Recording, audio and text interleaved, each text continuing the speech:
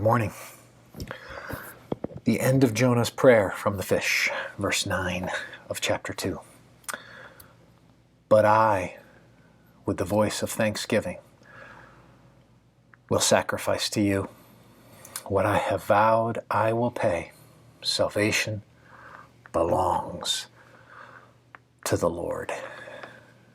That statement sets the table for verse 10, which reads, And the Lord spoke to the fish, and it vomited Jonah out upon the dry land.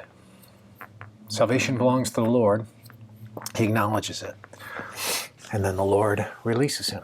The Lord provides the fish, and the Lord is sovereign over the fish. And the Lord commands the fish to release him.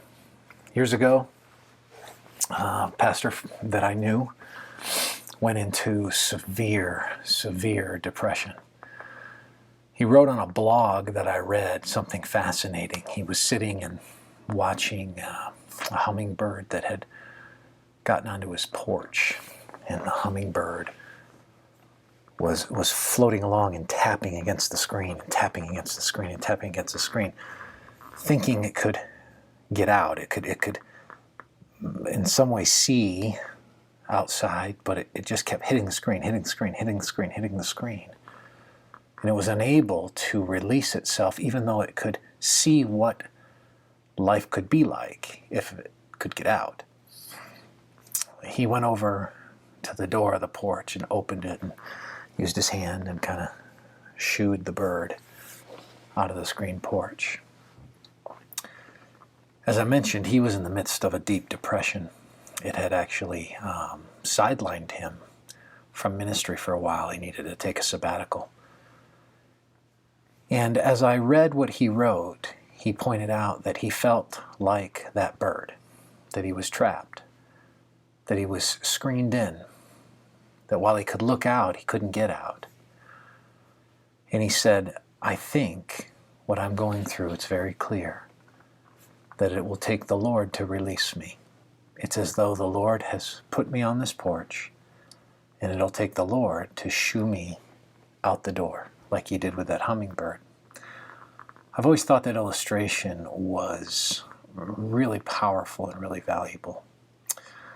The Lord takes us into challenges. The Lord takes us or permits us, but he is definitely on the hook in the challenges and difficulties we face. There's no question about that. That's part of a theology of God's sovereignty. And he is the one who releases us. Salvation belongs to the Lord. That's here. Jonah's not speaking of eternal salvation, although it's true that eternal salvation belongs to the Lord. He's talking about the temporal relief from difficult circumstances. That belongs to the Lord. What is it that you're praying God would change?